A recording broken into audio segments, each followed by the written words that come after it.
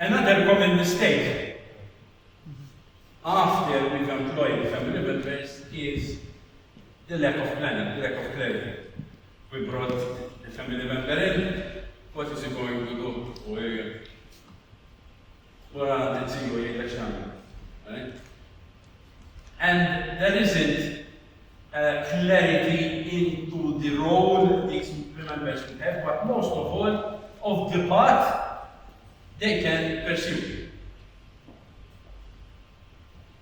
Many times the mistake is done that they are either kept in the closet, or a worse mistake is that they are parachuted. Head of marketing, because he's very good on online, on social media now. He posts every day. Head of IT, he's always playing with computers. Right? So we parachute people up well above their competencies. Right? And that is obviously no career path training. But I normally hear from, why should they come to work every day, but they do not command respect. And you're surprised? I mean, you're pushing them towards disaster. So we have a situation where many times family members join and their role is undefined, and there is no career path. There is an executive escalator, sort of, where even if they fail, they still make it to the top, okay? With no consequences. There are situations in the reverse, where family members are given opportunities and challenges, but although they succeed, they are not to expect any promotion, especially when the old guard is hanging on. This is a situation which many times I find, which obviously it's on the other side of the spectrum. This incentivizes the future generation. Feedback. Feedback is key. So not only do we have to filter who from the family members we bring in, not only do we have to plan their career and their path, but as we go along, we have to give them feedback. We cannot ignore people.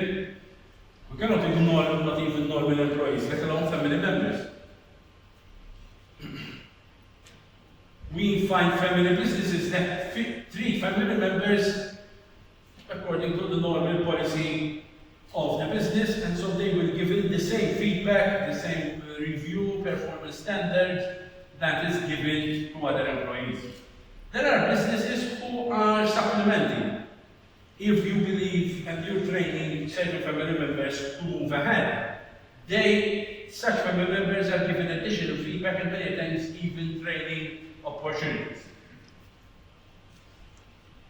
Some of them are even put to the spot even more, given more difficult challenges to see if they are able to overcome them and demonstrate their method. I was saying to Rachel about the family business with my client, when his children decided to join the business. He decided that there was a big problem in the stores and logistics, and he threw them in the deep end. Go and sort it out. If you manage to sort it out and you still here, you don't come up and throw your hands up in the air and say, I can't do anything about it, then we'll discuss about your future. Let's approve yourself policy. The worst policy of all is coddling. No feedback, failure is tolerated, and whatever happens, I know I'm going to end up as CEO. Okay? With no experience, no idea that this position has to be gained, okay? And many times ends up, especially if you're sitting on a big business, in situations, some of which we read on tabloids or the media. And we're speaking about family, and we're speaking about business, and I could not think of a better classical film to get quotes from than The Godfather. Now, obviously, yes, the business wasn't really, but it was business and it was family, okay? Just the same. And then one of The Godfather 1, which I think is the best out of all of them, is when Don Vito Corleone is speaking with another mafia boss, and he's trying to be convinced that besides the normal illicit trade, he should now get involved in drug trafficking. And he was not convinced about it. He said, listen, I know I'm a bad guy, I did a lot of trafficking of things, but drugs is too much. Drugs kills people, kills youth, and I know there is millions involved in it, but I'm not that bad. I will not get involved in it. And as discussion was happening between Don Vito Corleone and the other mafia boss, Don Vito Corleone's children kept interjecting because they were more in agreement with the counterparty than with their father. And he speaks about, and he says this sentence. You see, he tells him, the other mafia boss, I have a central weakness on my children, and I spoil them. As you can see, they talk when they should listen. Coddling. Please, please, please, do not coddle your children. The bigger the business, the bigger the price, the less the coddling has to be. Okay? And here I have listed a number of 6 questions. These do not come in any university book. This comes from experience, right? Which I always ask when we're speaking about transition to the old guard. Has the family member you are speaking about in the future always exclusively, you see this is a recurring theme, work for the family business? Have they also always reported within the parents' span of control? They even never reported to an outsider working in the company? Have they never received formal feedback on their performance? I go to family business all the time. The son's off, set a meeting with me at 9. I'm there at 9, 9:30, start up. I go, I'm not going to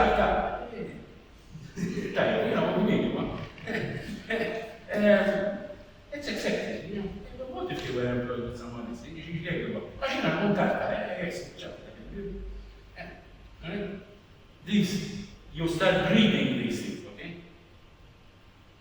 Is the family member paid significantly above the market compensation rates? And this is the paid tied to any performance. Coddling. Have they been promoted beyond their capabilities? And obviously, is the behavior, as per example I just gave you, outside the boundaries of what is acceptable?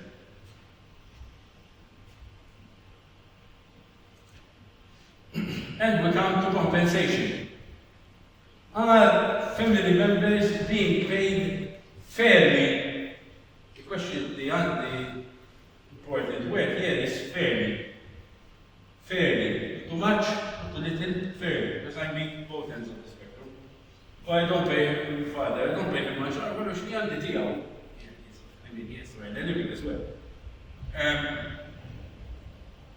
And here I've listed some of the policies, if you can call them policies, of the way family business deal with this. Take what you need. There is no set compensation. You need to buy a car. You need to buy a property. Alright? Market. This is when you realize that the business is structured. We pay market rates. Being the son of or the daughter of doesn't change a thing. Below market. Above market compensation. As my son has got used to a certain lifestyle. All equal. This is especially when we start hitting the third and fourth generation.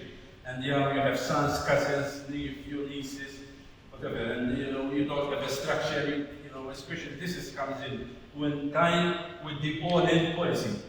When everyone else comes in and we are sort of another jobs plus. you have an all equal policy. Since everyone and his dog is employed, I cannot stay thinking about levels. Well, everyone gets the same wage, notwithstanding what contribution you give. And the exit part for employees. This is very much linked with the performance. If you are performance driven, if there is feedback being given, then obviously feedback means that things can go south. And if things go south, we have to prepare how to handle things can go south. And so if there is someone of the family members who is constantly underperforming or misbehaving or stealing, because it happens, they need to be asked to leave. And how will we handle that? However, if they are performing and they are moving ahead, we need to plan their exit from their present role to move up the ladder. Because if they are performing, we don't want to lose them. They might find out alternative employment if we are not taking care of them. We need to make sure that we give them a suitable role. Just like all other people. We need to move away from the job for life situation. Normally when you find family members are in the mindset that, especially second, third, fourth generation, have a job for life, fail to realize that that is the best way of making sure that the business does not remain for life. So you have a job life in the business that is running south. And all to the top. Not regarding, notwithstanding the performance, everyone is given a top role. And so, a family employment policy, and this is the Excel sheet, I'm not really good at designing. This is where Rachel is stronger, much stronger than me. A family employment policy needs to choose their policy within the sections. How are we going to attract the best breed from our family? What will be the entry rules? What are the career paths we're going to give them? How will we have feedback and development? What compensation we're going to give them? And the exit path. And we need consistency between the policy.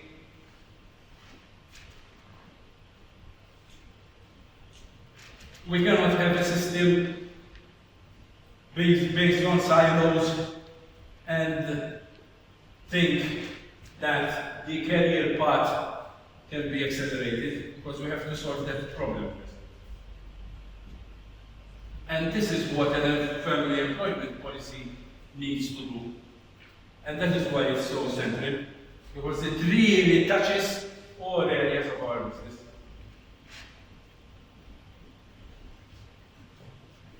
Preserving family wealth. One of the biggest worries of successful family businesses is, especially when the old guy know that, sun is setting, have I created all this for nothing? Will it outlive me and outlive my future generations, or will they burn it to the ground? Many a times it is one of the main reasons why they keep themselves stuck to the... And so, three key questions are: how do you protect what's generating, what's delivering? How to make sure that what the wealth that has been built is not burnt away, that lasts for generations? And how do you prepare the future generations, your family, to be responsible with wealth? If future generations have found wealth ready, but they have not gone through the notions and the sacrifices of building that wealth, How are we going to ensure that they do not take it for granted and burn it to the ground?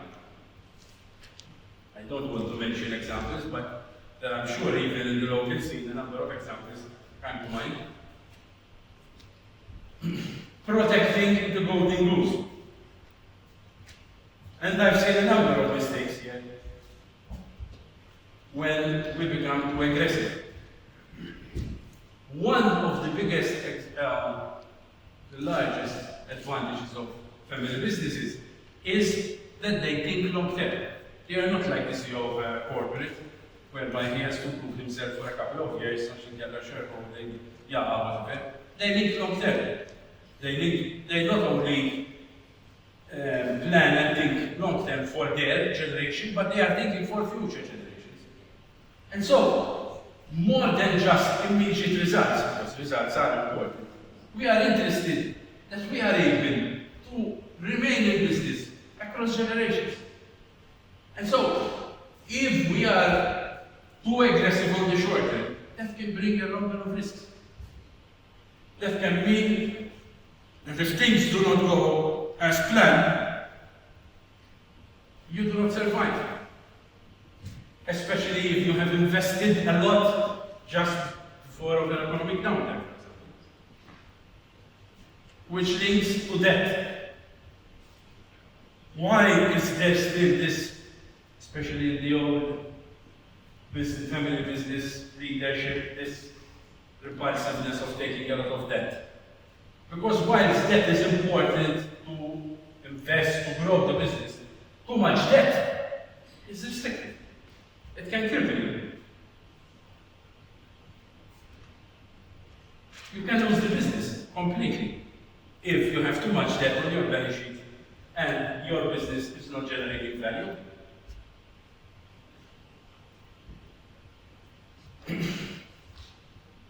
Building wealth that lasts generation is also about diversification, especially when the business grows. How can we make sure that rather than relying on a single company, which is part of a market, which like every market has its life cycle, we can remain in business even in various areas that in 10 years, 15 years, 20 years down the line, we are still in business. And so we built a portfolio. And many businesses did just that. When they grew, they built a portfolio of businesses in other areas. Also to have different cyclicalities. Right? And one business is compensating for the other. Finally, family businesses owners need to understand that while they have an interest in protecting wealth generated, they cannot keep it always in the business. And so they need to pay what I call a healthy level of dividends. How do we establish what's healthy? Hence, the dividend policy.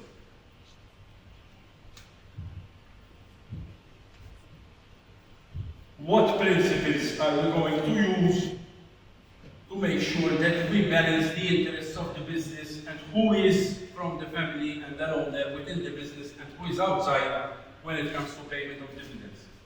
There is an obvious friction, obviously. Who is outside is more interested in the business and the paying dividends than in the business. And in reverse, whoever is within the business. And I've put some guiding principles here.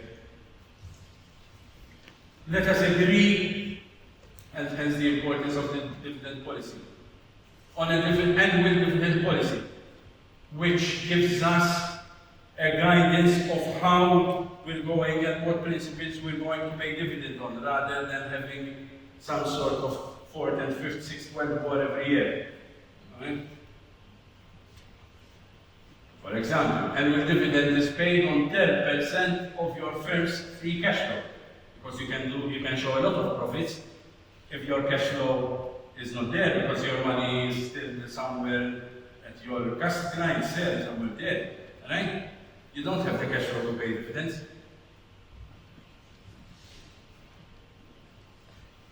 Let us make sure that the dividend policy, first and foremost, is taking care of the interests of the owners.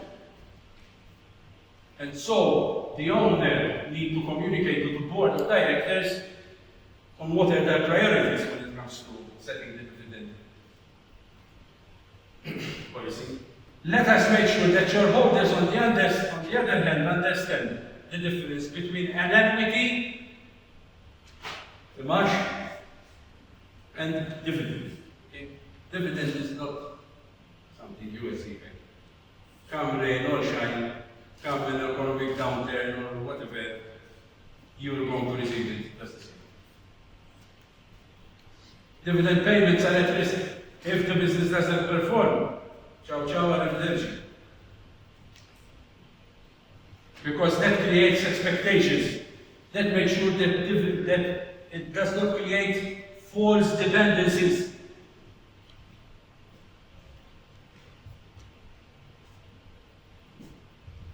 I've seen businesses that decided to increase their debt to pay dividends. Unfortunately, I've seen it. And they were not taking debt from banks, because obviously banks would not entertain that. So it makes the situation much worse. Verging on the criminal.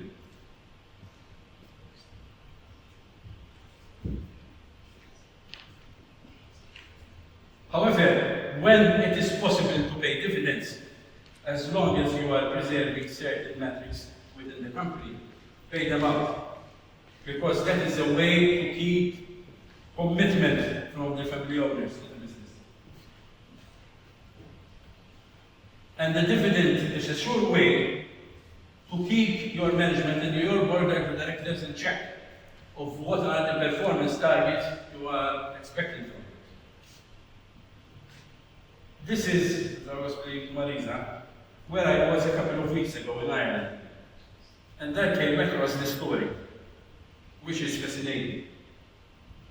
My wife kept saying, come on, don't worry, but I kept asking and reading about it.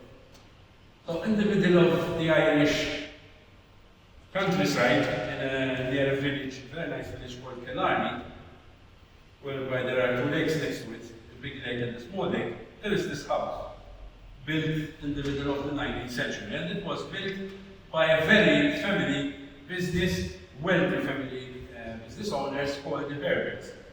The Herberts were actually originally British, but until then the Ireland was, some sort of toy thing for the British, until the Irish couldn't stand it anymore, and they decided they'd had enough of it. And they were very wealthy because they had a number of coal mines and precious gem mines, both in the UK, outside of the UK, and in Ireland. Okay. And they, next to one of the mines in Ireland, they decided to build this house. Okay? And they built it and went to live there. And they were obviously being of British origin and whatever, although they settled in Ireland for a number of generations, they were very much pro-British in Ireland.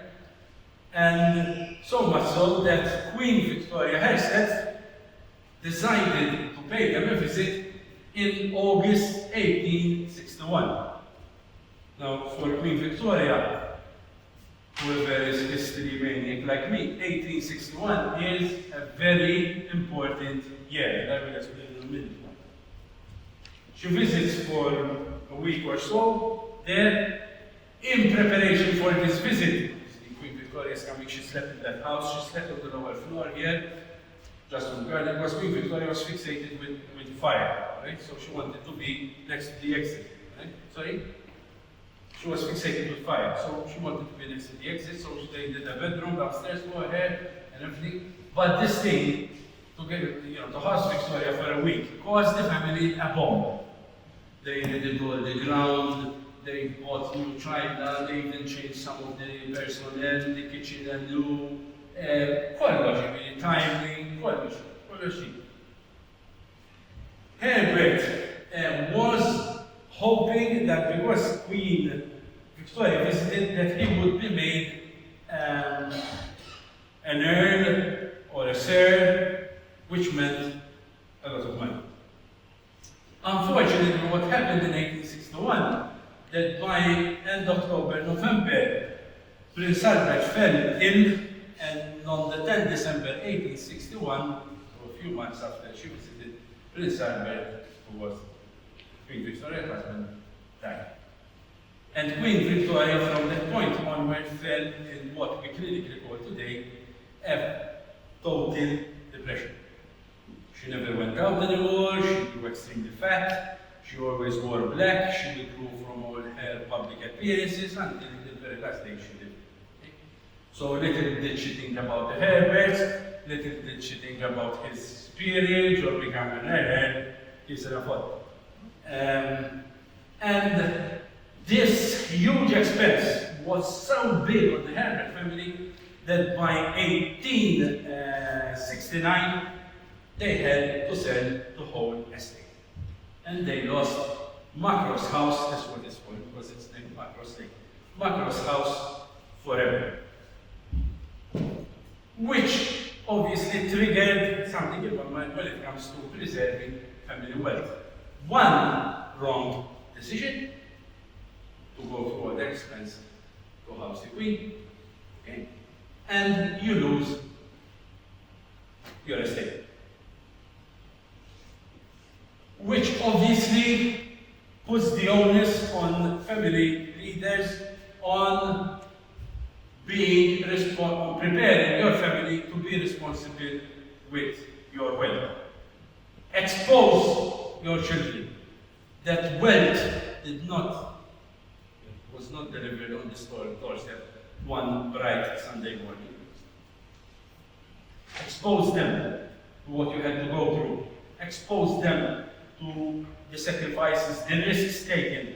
Expose them to what you still have to do every day to keep the business running. Because that is one of the best ways for your children to appreciate your business more than they appreciate your wealth.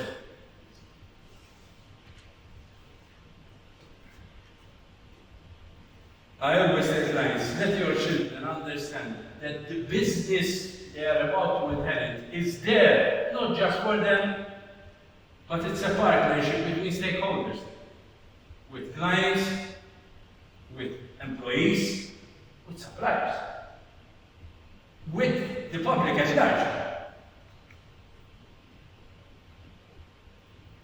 And so, we have to avoid having entitled kids.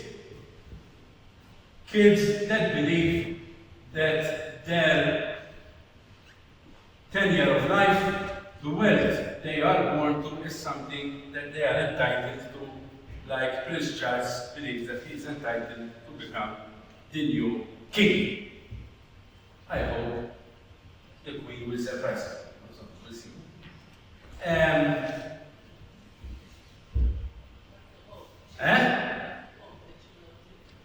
Yeah, well, it could happen. I doesn't think the Lord is really keen on gaining her company. Actually, now.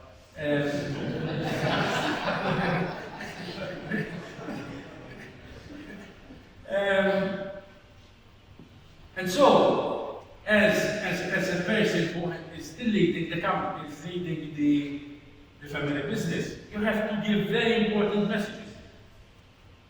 That your wealth is not just for yourself, but also to help the community. In making sure, and this leads with what we spoke before about the past, that your children are earning their keep in the family.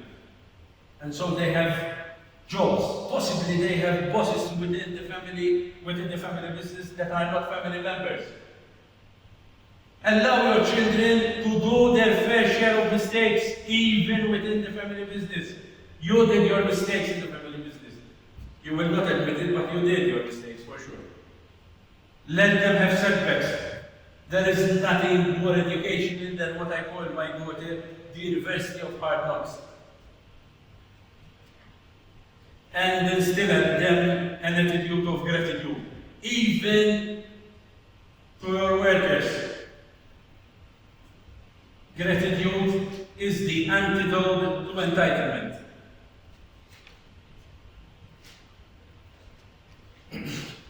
Another big problem in family business.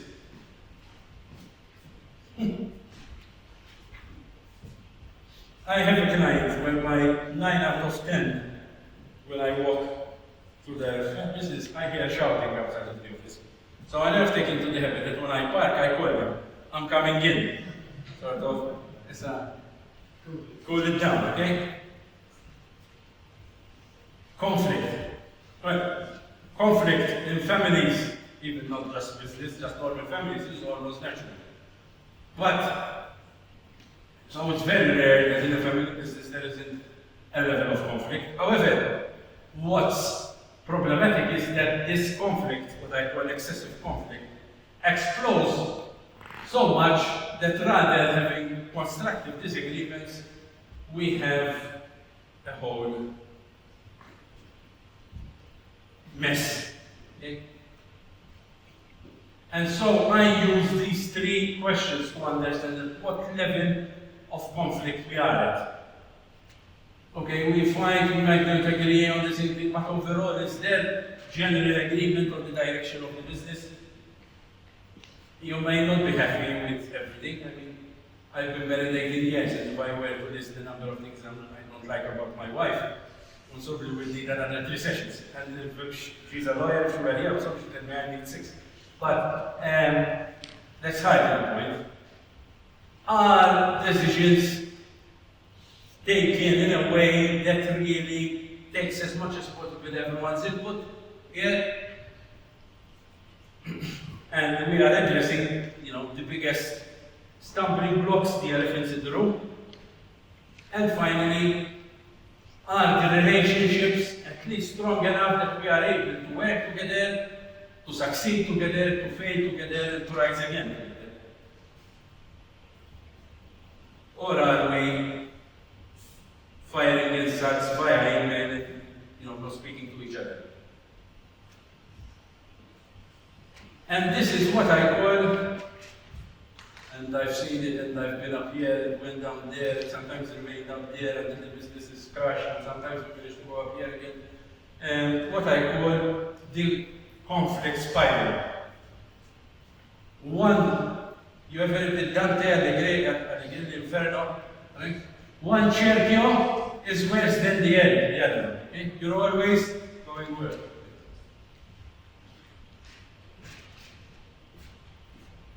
Obviously, the start is when we have diverse opinion, and worse, at core to those opinions, we have diverse interests. We have different interests. My interest is to grow the business because I have sons that want to keep working here. Your interest is to sell it. You don't have sons working here, you just want a very healthy retirement. Classic of cases in family businesses. Okay. So in this example, I have 3 in mind. Right? How are we going to come to find where is our common interest? And how are we going to realize that if we don't find some commonalities in our interest, the next choice is worse for everybody, because it's going to be total distraction. When they do not realize it, the divergence in interests keep on growing. There is divergence, for example, between members who are working in the business and others that are outside.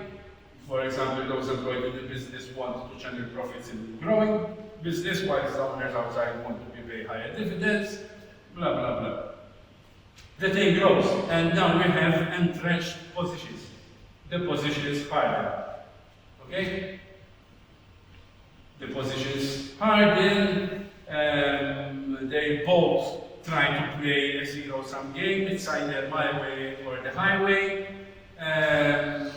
And we get what we call in conflict management, what is called positional bargaining. This is my position, you either come to my position, or there is no way out of it. This leads to a total communication breakdown.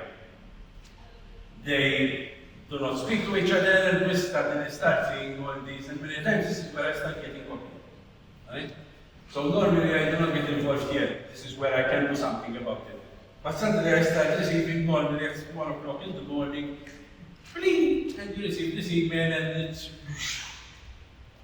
because your grandfather, right? This is where, there is material.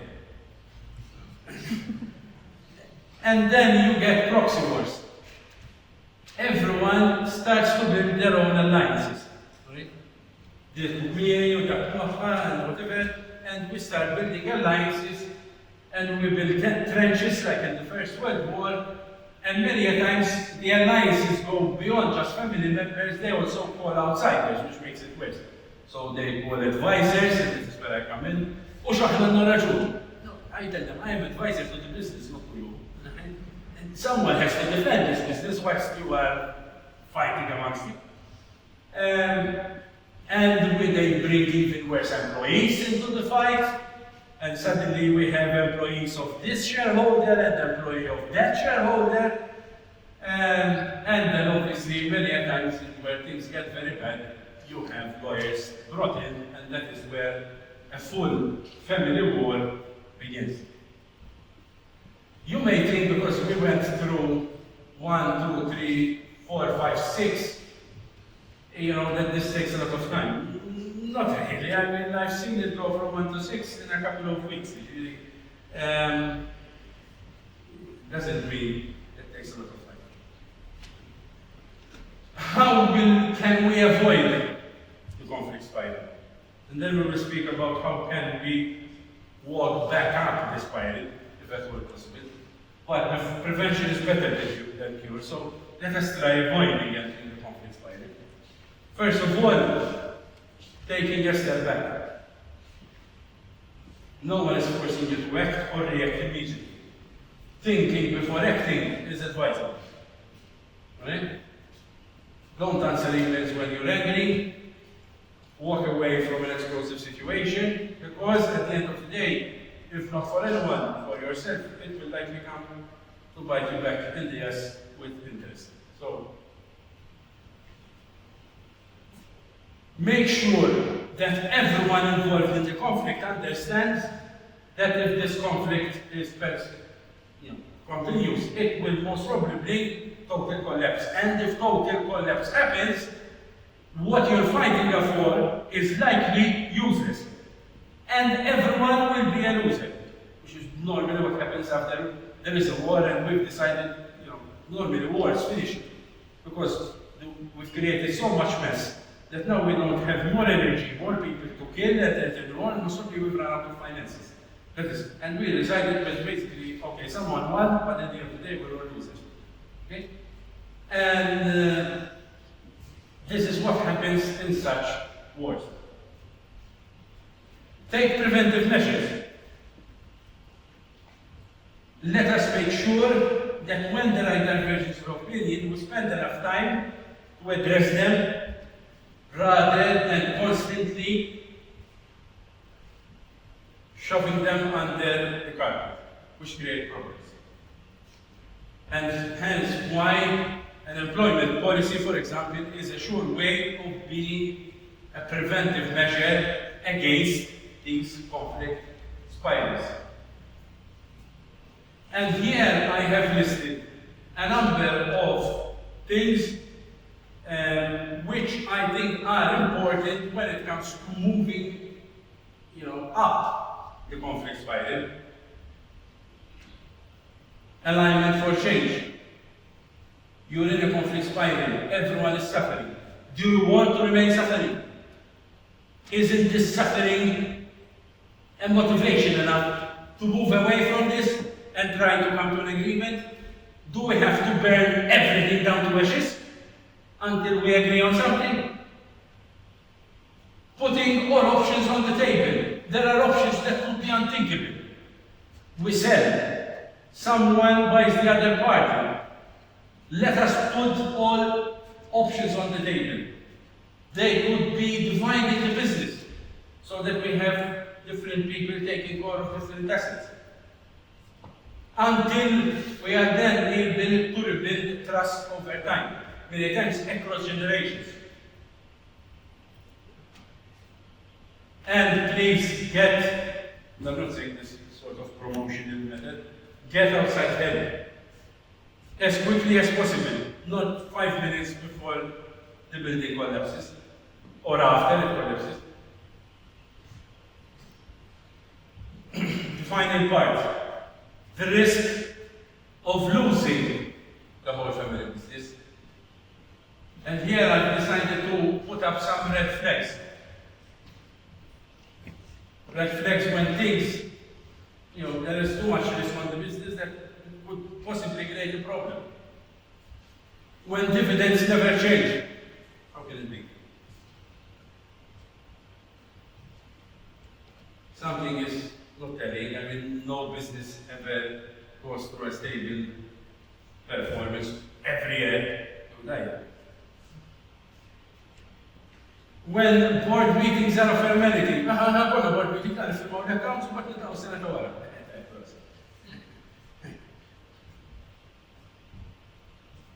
Board meetings are not a formality. What are the directors doing? What are they doing to make sure that they're pursuing the objectives of the owner? How are they keeping management in check? How are they taking care of the strategy of the company? What is the board's role? Sometimes I go to family business, they can't even understand what is the role and the responsibilities of a director. Director that process. When there is too little information provided, especially when you have owners who are in the business and owners who are outside of the business. As an owner, as a shareholder, you have the right to that information.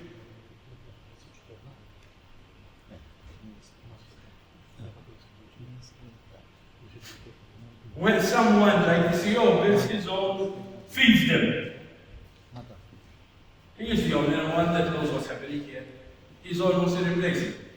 It's good that you have people who are committed and whatever, but when people be very wary of people who make themselves irreplaceable.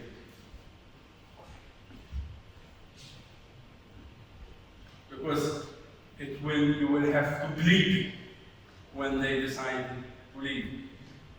And when you have certain family members who are shut out of the business, when they start losing control of the business,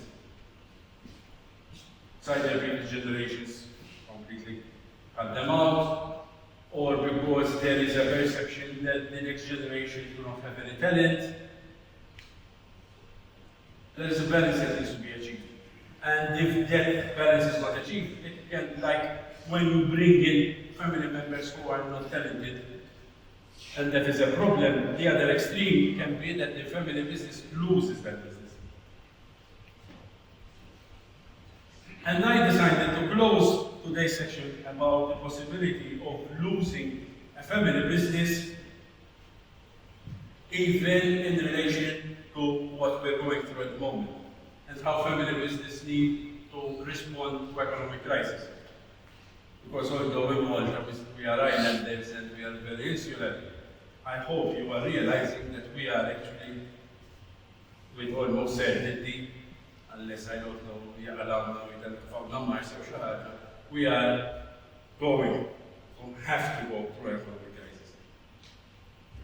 And one of the major risks, especially if people are always shuffling coal and no one is on the top deck realizing what's happening around us, is not having the tools in responding effectively to economic crisis. Because one of the beauties of a family business is that what happens in a family business depends exclusively on you, the family. There is no hierarchy. This is within your control. And here I've put some markers. How is the business designed? If push comes to shove in this crisis, which assets in the family business we are going to keep, and which assets we are ready to sell to save a bigger part. What are the circumstances when we would be ready to sell to outside advisors, to outside investors, if we need any capital, if the business is passing through an patch? Should we consider and prepare ourselves for this eventuality? Decisions. How will decisions be taken? When there is a nice breeze outside, the sun is shining and everything. You have all the luxury to take decisions over a drink. But when it's stormy, water is coming in, the deck is underwater every 2 minutes. You will fall on your structures. How are decisions being taken here? And so, what are your governance structures? Do you have the necessary forums? We spoke about governance structures in one of the sections and our lectures, and we spoke about the 4 rooms. The owner room, the management room, the board of directors room. Do you have them in place? How will we make major decisions during the storm? Who are we clear about who has the authority to make these decisions? Do we need to revisit our policies, our dividend policies, our family employment policies? Or do we need to set new policies for these circumstances? Our value. What values will guide us during this crisis? Is survival our primary goal? And so what are we ready to give up to achieve it? How will we make trade-offs? How do we prioritize the conflicting needs we will have during a crisis between paying suppliers, keeping customers, not losing employees? Are we ready to run the business at a loss for a number of years to keep our employees with us? Question mark.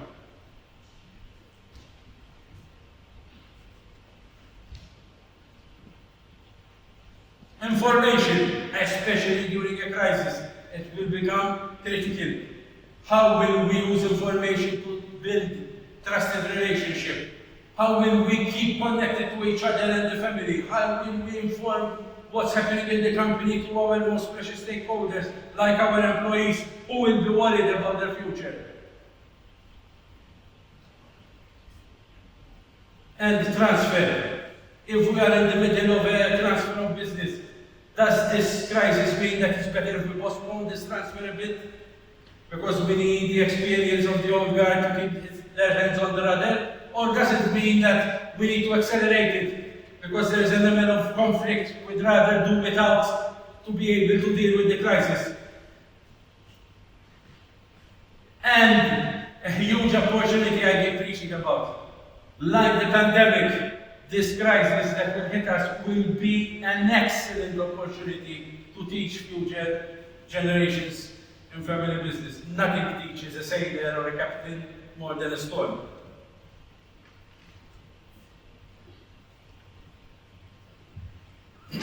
Which, and I want this to be the last, brings it all to leadership. We are, as a nation, we are not really brilliant at leadership. We are very good at avoidance more than leadership, unfortunately. Most probably because in our history we are always well led than us leading other people.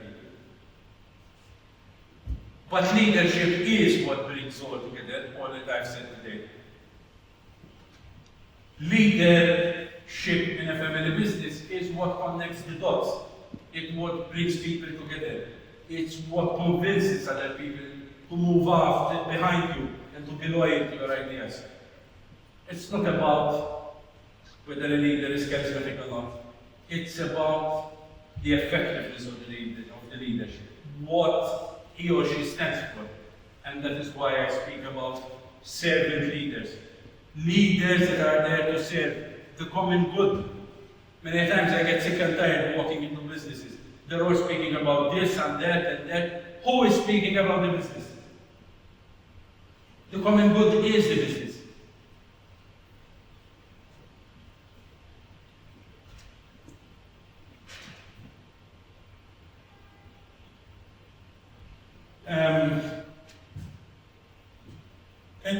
In these 7 sessions, I tried very much much to be practical in my approach rather than just theoretical. Because, to be honest, in today's world, you don't need to come for a speech to learn theory. Buy books, go on the internet, articles, they're readily available. And you can do it at the comfort of your home rather than coming here to Valletta.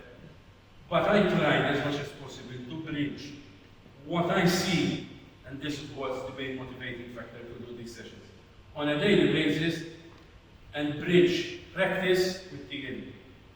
In an effort to pass on the message to family business that theory is not just something, there for the books. It is what will make or break your business. It is what will approve a loan application or an overdraft application with the bank or get refused by each and every bank. It's what will save the business in the most difficult of circumstances, or have your business go under when the economy is booming. Okay? And so I tried to bridge this gap. Beyond that, we've tried an effort, thanks to Joe, Rachel, and many other people, to make sure that for each session we get interviews with family business owners. And today we will have just that for the next session. All right?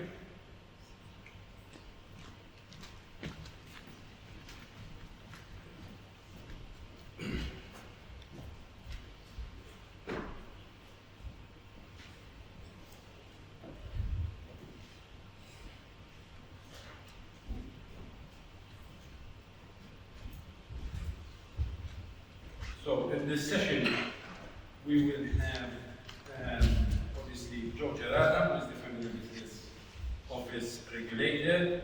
We'll have Marika from Mod Enterprise, who are partners as well in this event. Please take a seat. We have Hugh Arrigo from Matar.co, and we have Sam Walsh from Vortex. So we have at both ends of the spectrum, sort of. Regulator, Mod Enterprise, obviously issue a number of incentives to family businesses, and family business owners and operators and sellers. In each session, as I said, we had a number of family business owners. Please go through the videos. We did interviews with them, and the rationale with the interviews was primarily to get their input. Okay? Because at the end of the day, rather than myself, they are the protagonists of all this effort. Now, I wanted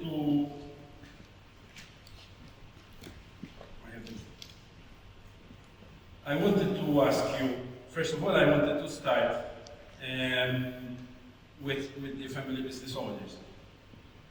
Today, in the last session, we spoke of a number of topics. I mean, I spoke about family employment, preserving family wealth, risking of losing it all, conflict in family business, you name it. When you relate this to your experience of a family business, right? Which one of these, strikes home most? Which one of these is more relevant than the rest? Sam, and then you. First of all, thank you for having me.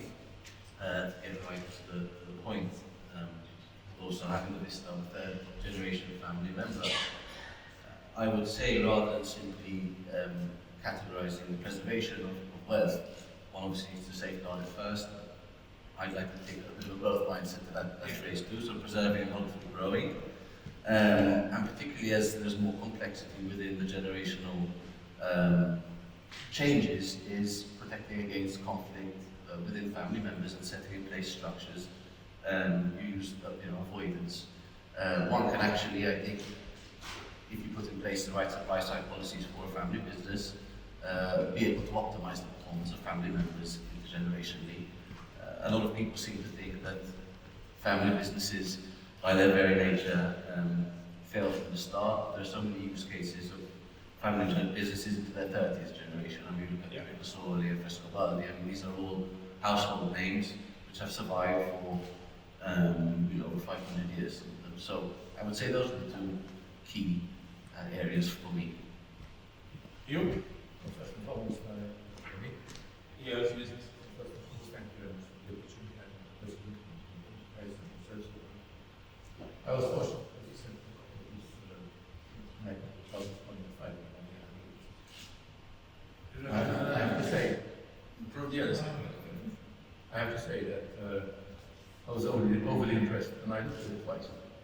And there were instances when I felt we were very much engaged. There were instances where I felt that we were less engaged. My experience is that when I joined the company, we were just 22 employees. Today we're 227. So I commend you about this presentation. There is one key word which I found was missing. A family business of 10 employees, a family business of 50 employees, a family business of 200 employees, a family business of 800 employees. Although the Bible, the book that you have presented us, is very, very correct and very, very right, I think there has to be one key word is common sense.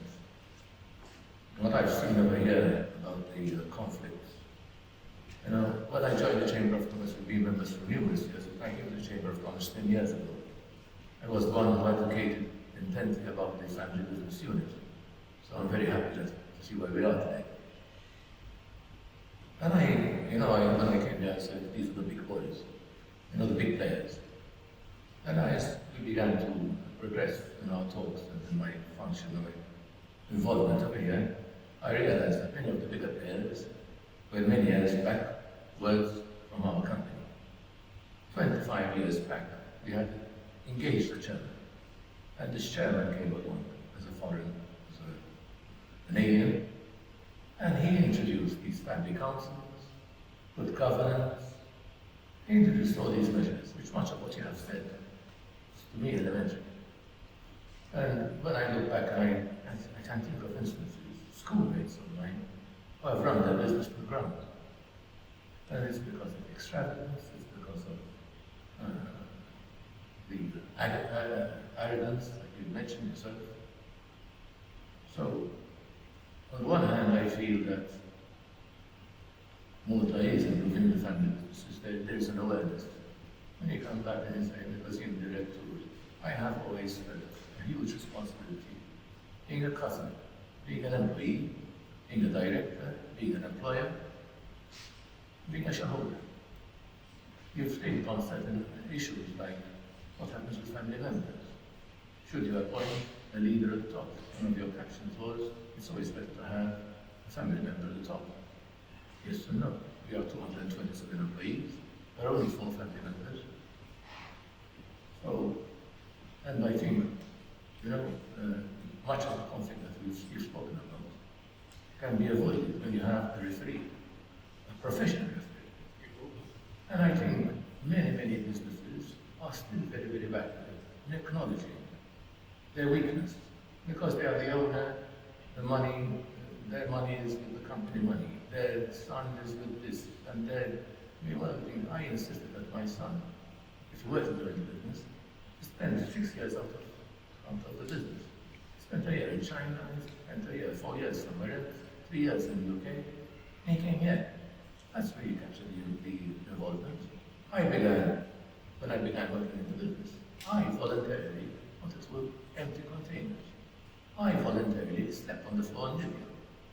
So, you have to be streetwise. You're running a family business. You can't just come up and say, I'm the boss here. It doesn't work that way. In family businesses, you have to be streetwise, you have to go down to all the levels, and you have to perform at all levels. The big disability is obviously the family. I think the biggest key word that we left out today is common sense. If there's a family business without common sense, and they don't exercise common sense, you go down to that part that you mentioned before, about going into advocates and conflict. Mamma mia, I wouldn't think about that. That's very, very frightening. So I don't know if I've answered your question. I gave a bit of a resume of what I felt about your presentation today. Well, you hit on some points which relate to your business, so indirectly you answered which is the same, although in huge way. Yes, obviously on this side, we don't have family business owners, but obviously we have people who deal a lot with family businesses, especially Joe. Joe, being the family business office regulator, meets family businesses on a constant basis. What we said today, Joe, how much does it relate to the experiences in your interactions with family businesses? Well, obviously it relates a lot. I think I mentioned this last time. Obviously, each family business will go through different experiences. It's nice to hear you here say that, you know, these things, certain things that we mentioned today, certain good practices that we mentioned today, are things which for them today are normal. Unfortunately, many family businesses are not able to say the same thing. A lot of family businesses still have not introduced certain practices. A lot of family businesses still think that if you are a family member, you are entitled to be part of that business, regardless of whether you have the capabilities or not. But just because you are a family member, you should have a job in that family business. And so, yes, every family business will go through different experiences. Some will find conflict as the biggest issue they have to deal with. Others will find that the lack of creativity within the business, the lack of diversification in the business was their downfall over the years, for example. So it's not a one-size-fits-all situation. Every family business will go through different experiences. What is good about what we've been seeing over these past 7 sessions is that what we spoke about are things which luckily are not unpredictable. Okay? These are things we can prepare for. And this is the nice thing about these sessions. We are hearing, we heard from Silvan, we heard good practices from certain family businesses, telling us, listen, there are things which will not come on you like COVID did or like an economic crisis will. There are things which you can prepare for beforehand. Now is the chance to start looking inwards towards our business and to see, okay, if you has been saying that for the past 20 years, 30 years, the family business has developed in such a way that now there are 2, 3, 4 family members only in that family business, and there are 200, 250 employees who are not family members, and that business is successful. It's gone from one generation to the next, and they must have done something right. And if we haven't managed to get there, or if we're fearing moving to the next generation, then we must be doing something wrong. So I think that, as I was saying, obviously you will not experience all of the things that we have been seeing, or perhaps you will experience them to a different extent. But we need to look inside, we need to do an exercise in a family business and see, okay, where have I gone wrong? What is it that I'm not doing correctly? Or perhaps, as Silva said, where am I not criticizing enough? Where am I not being critical enough of the members of my own family? Am I doing them a disservice by not being critical? I'm sure you are. You're doing them a disservice, because if the business fails, you have to think about where those people are going to end up. If you're going to have to leave the family business to go and work for someone else, what are your capabilities? What is the experience you have gained? What can you offer to another business which is not your family business? So I think all these issues are things we need to sit down and reflect upon. And as I said, obviously, we won't see the full picture, you know, within a week, within 2 weeks. But we'll have to really analyze the situation and see what we need to do better so that we can bring the business forward. Malika, business first, synonymous with business first. I'm sure, you know, business first deals with family business on a recurrent basis, and not only just family business while in the startup phase, but at various junctures of their history. What's your experience with family businesses and business first? Well, as you said, we deal with micro enterprises most of the time, and most of them are family businesses. There are the ones that are very structured, and what you said, which is relevant to any business, even to an organization like Business First. What you talked about, HR is relevant, across the board. But they're very structured. And then you have others which are really unstructured, especially since we are passing through a boom period. Also, much anything goes, but probably even if my mother opened a business, she would have been successful. But all of a sudden now, you have to plan. plan. For example, when they come, usually typically, I want a factory. Why? Business plan. We need a business plan. Of course we need a business plan. we try to get them into thinking like, I mean, Marisa's on our porch, she knows how difficult it is to get a factory and even all our incentives. Sure, So we sure. sit, it's government money, you know? We sit with them, especially the ones that want to grow and want to expand or diversify. We explain to them the incentives, not just ours, because the advantage of Business First, although we're part of Multi Enterprise, we're a service.gov, so we offer a host of government services. But basically, getting them into the business planning mood is usually the most challenging part of our business. Right? We want to help you, but you have to help us by explaining to us why you want to grow, where you want to go, what is your strategy. Like you, I see hundreds every week. These people in the board, Marisa being one of them, has to decide whether to give this grant or this factory to A or to B. The most structured, the one that they have to convince us that we should help them. So I think getting them into the business planning mode is very important. Okay. This last question is a generic question for everyone. So in the last section, I spoke about some pointers, let's call them pointers, about the economic crisis and how businesses should be prepared for it. Now, under the term family businesses, as business is a very wide terminology. You have someone who employs 500, 600 people is a family business, and someone who is a micro company and employs a few souls is a family business. However, I always feel that there are some common principles, and those principles are what will, because at one point in time, a company that today employs 500 had started from a few souls.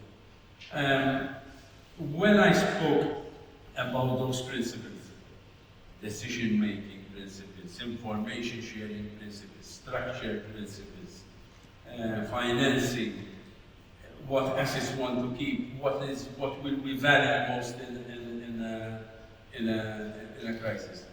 Which do you believe, considering the inflationary period and the nature of the crisis we are facing, is the most important?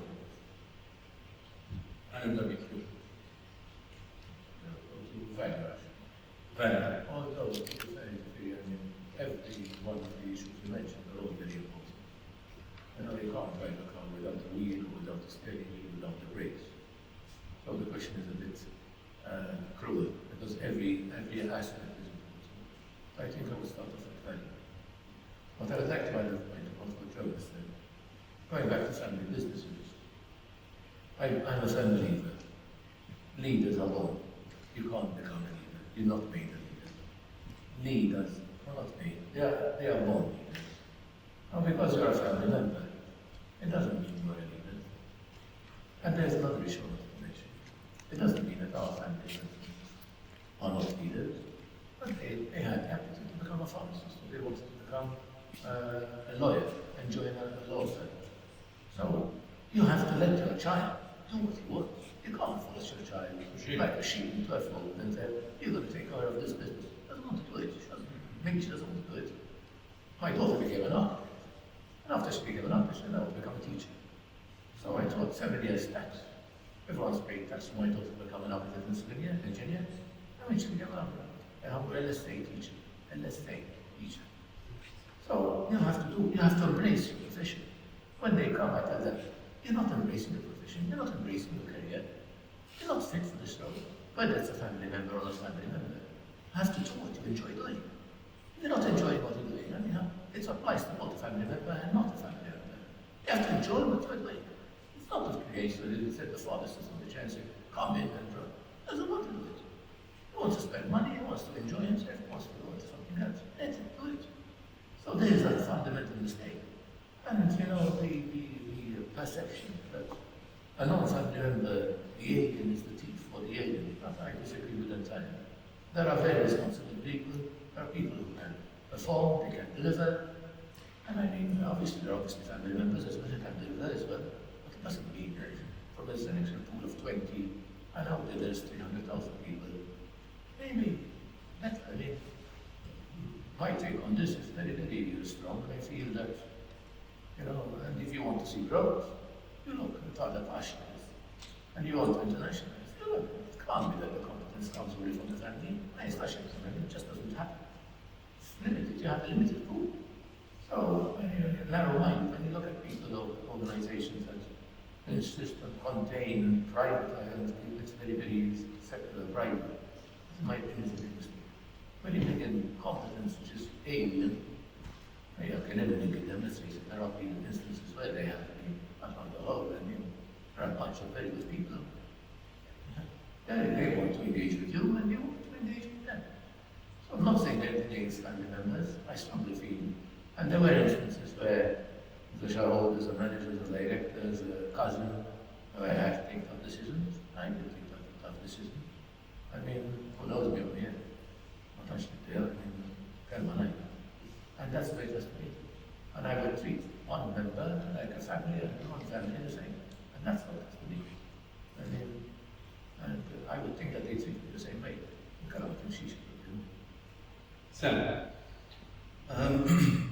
I don't want to give a stereotypical approach. I think the value drivers, let's assume that the status quo we're achieving those in the context of crisis. I think even the definition of crisis, for many, we had a quick chat earlier, Gerald, didn't we, that if you plan in the right ways, crisis is actually more of an opportunity than a crisis. Yep. And today you mentioned information management, how fast it's flowing. So those more savvy amongst us, and I'm not suggesting that's me, there are wiser older foxes in here who I'm sure would have wiser tales to tell, that there's opportunity in crisis. I think the biggest threat to family businesses and to enterprise in general actually is a new phenomenon, that's the speed of change. Yep. If we look at this great convergence of technology, particularly 5G, IoT, quantum computing, everything converging at once, everything is happening so much faster. And I think something which was missing there was agility, the ability to really adapt fast, spot new opportunities, and metamorphosize continuously. And try to do that whilst leading not just a servant leadership way. In my opinion, transformational leadership is super important as well.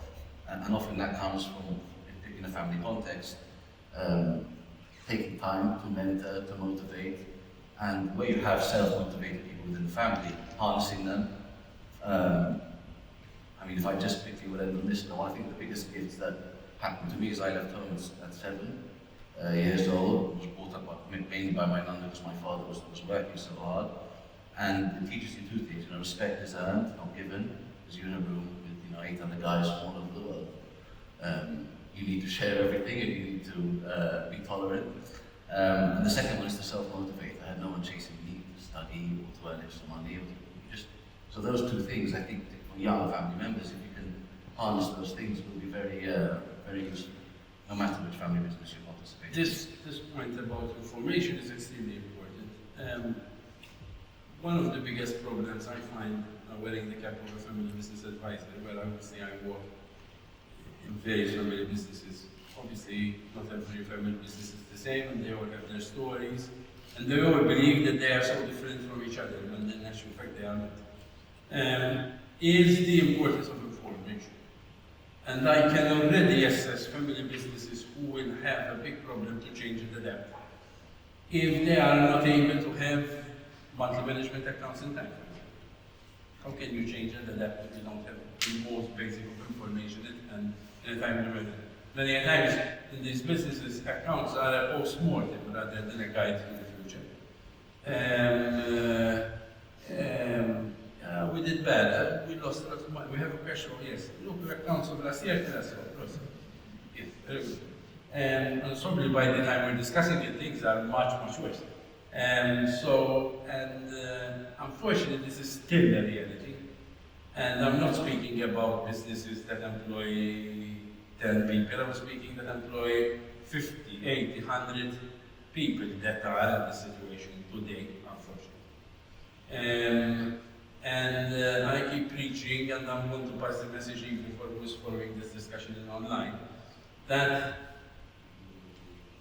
it will be very difficult to adapt and change and survive whatever is coming at us in this scenario, in this environment, with this modus operandi. Very. Many times they engage me as a family's advisor because there is a symptom because as a result of this way of working. Normally the symptom is cash flow. That is the main symptom. We have a cash flow problem. Yes, you have a cash flow symptom, not a cash flow problem. The problem is coming from their things. And then we start going into, and I have to come to a decision whether the situation is salvageable or it's putrefying, basically. And it's beyond salvation. So that is an aside, but I wanted to pass on this mission because I think it is extremely important. Essa, I wanted to use this question also to you because I'm sure your position is business first. And most probably, as you already hinted now, that the situation will not remain as rosy. And in your position of a family business office regulator, you will meet even more often these circumstances. So I wanted your take, Joe, and then Lee. I'll take basically from what you were saying, what Sam was saying. I think we need to connect the two. So agility and the ability to take decisions in a fast manner. I'm not one of those who really believe in Bil-Hazin or Rajil. It happens sometimes, but I'm not really one of those who profess that philosophy a lot. But in reality, I think the fact that we had COVID just a few years ago, I think no one ever expected to be in a position to put into practice so quickly what we have learned then. I hope people will actually put into practice what they have learned during COVID. But one thing that I have encountered during the COVID period was that at the beginning there were a lot of businesses who were so shocked by what was happening that they didn't react. Some of them had to close shop, some of them had to close their doors. As time passed, and as the cash flow problem started to grow, they started realizing that if they're going to survive, they have to be proactive.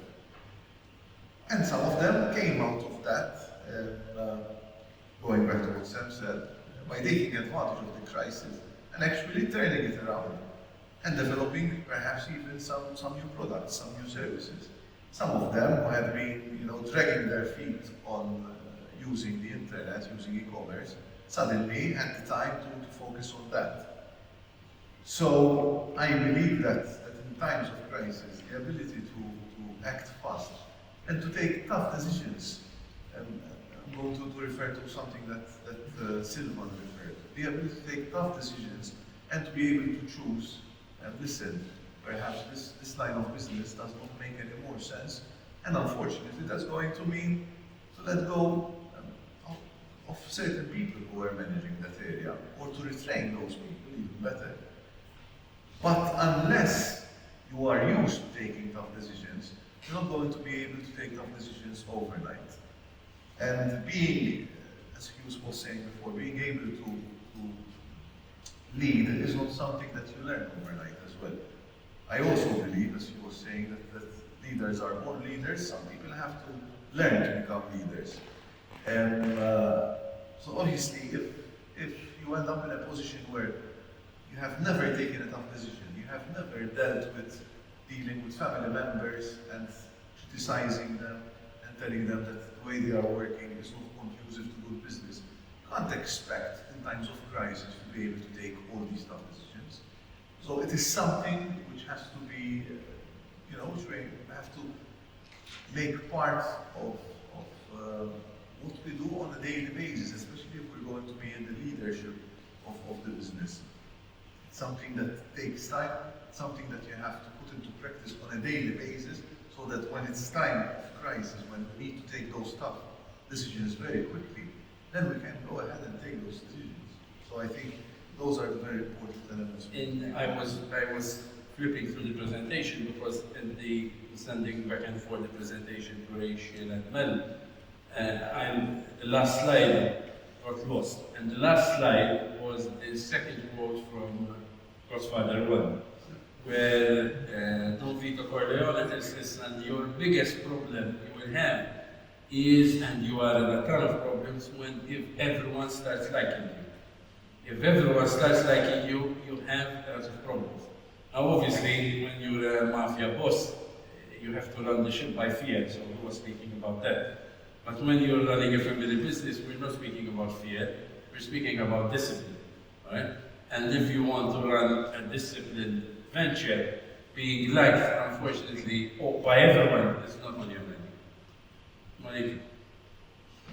I think a lot of what has been discussed today makes sense, as I said, for any business and organization. I think in the current situation we are in finding and retaining talents is becoming more and more difficult. It's becoming difficult even for us. We're a governmental organization, imagine yourselves in the private sector. So I think harnessing talent within and outside the family, as you said, is extremely important. I mean, you mentioned Queen Victoria. Queen Victoria didn't have Queen Edward at all. Probably, if she had a choice, she would not have made him king. But he wasn't a bad king, after all. So there are the extremes. There are the ones who don't believe their children can make it, and they have capable children. And there are others who think that, just because he's my son or she's my daughter, she should be my business, which could be a recipe for disaster. This sounds crazy. And even, for the employees, because let's admit it, no one likes to be led by somebody who's not competent just because he inherited the business from his father or his mother. So I think identifying talent and retaining talent is key to any organization. I think any organization, any business is as good as its people. Being a family business, it's more difficult. As I said, HR is difficult for everyone. I didn't like it, sweet to tell a 52-year-old that he did not get a promotion that a 32-year-old got, a female. It was even difficult for me. Imagine if it was my son and I had to invite him over on Sunday with his children, cook him lunch on Sunday. So it's even more difficult if he's a family member, thinking, I'm very sorry, but she's more capable than you, and so she got the promotion. So, putting in the family dynamics doesn't make it easy, I guess. And what you've hinted at is brilliant, how we raise your children. Running a business is difficult. Families, as you said, conflict, so putting them together is not easy.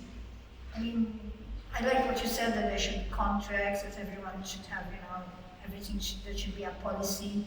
Also, we encounter, for example, a lot of females that help, usually they're females, in the micro business. For example, the husband has a restaurant, she works as hard as him, but she doesn't get paid, she doesn't know national insurance, then either the marriage goes somewhere. Or if he dies, and then what about her pension? So it's important that from one end you have people taking money, like you said, but there might be other family members who are contributing, and their contributions are being recognized. Yep. So it's very important that everyone has a proper contract, whether they are internal to the family or external. So I think, I don't come from a family business, but I think that is, HR is difficult at the moment, and finding talent is difficult for everyone. And I think in our family businesses, it could be a bit more challenging to face your family members and this much you deep your dark hair in there, pull your socks up, and you have to deliver like everyone else. Thank you. Thanks to everyone. I would like to use this few minutes to thank a number of people, because this was something that Joe and I had been thinking about for a good number of months, if not a year. And now that we're at the end of it, it's a bit nostalgic. First of all, I want to thank the Honourable Minister Maryam Dalli, who, when this proposal was presented to her, she believed in it, and she even attended the presentation, the press conference which launched this event. I wanted to thank Moat Enterprise, who partnered and were from the beginning part of our discussions to have this done. Obviously Joe, because Dr. Joe Gerardo, besides being the Family Business Office Regulator, also sits within the Family Business Committee at the Chamber of Commerce, and so we're constantly discussing on initiatives and what we're doing next, and how can we train family business more and pass on their message, whatever. And there are plans for other things besides this initiative. And I thank him a lot, because he was there from the start, and he is always there when you need him, and very approachable, and I thank you personally. I also wanted to thank the Chamber of Commerce for believing in this initiative, Marisa, Martes, because they believed in this committee, they believed in the program we presented to them, whereby this was one of the key initiatives, and they were always very much approachable and supporting me and the whole committee in making sure that we have all that we need to move forward. I also wanted to thank the family business owners and representatives who came to each session to be interviewed and found the time to give in their input. Some of them are here, like Marcel, like Alistair, and there are others. I wanted to thank all of them because they made the whole experience much better with their input. And finally, I wanted to thank Rachel, who is, I don't know what you call her, a tiger, a driving force, and an infinite source of energy. Because without her input and taking care of all the details, bridging information between one entity and the other, it would have been impossible to make it happen. So Rachel, thank you very much because you are irreplaceable. That's it from my end. I think we have some closing remarks from BNF, who are also sponsoring the Family Business Committee, which I wanted to thank, and they sit on the Family Business Committee, and they also give the bank's input as a leading bank that deals with family businesses all the time. And so obviously through George DeBono, who couldn't be here with us today because he's abroad on bank business, they give a lot of very, very valuable input from what they see about family business, what you're speaking about business plans. It's the same feedback we get from the bank when it comes to the business. I run a session 3 times a year on family businesses and business plan, and it's almost full up. So there is still work to be done on that front. Okay? I would like to thank Silvan because Rachel is a tiger, he's a lion. He's been pushing the initiative. If it wasn't for him, I would say it wouldn't have happened. I can honestly say that. We used to meet in the mornings. He put all together all this plethora of knowledge that he's gained over the years on family businesses. He took the time to prepare these presentations. So Silvan, I really want to thank you, and I look forward to working on developing what we have started, because I'm sure this is not going to be the beginning of the year. Developing this further, hoping that obviously with the tweaks that it requires, we'll reach more family businesses and we'll pass that message to more family businesses so that they will achieve success, just like so many businesses, family businesses, who spoke over here over the sessions we have presented. Thank you. Very good.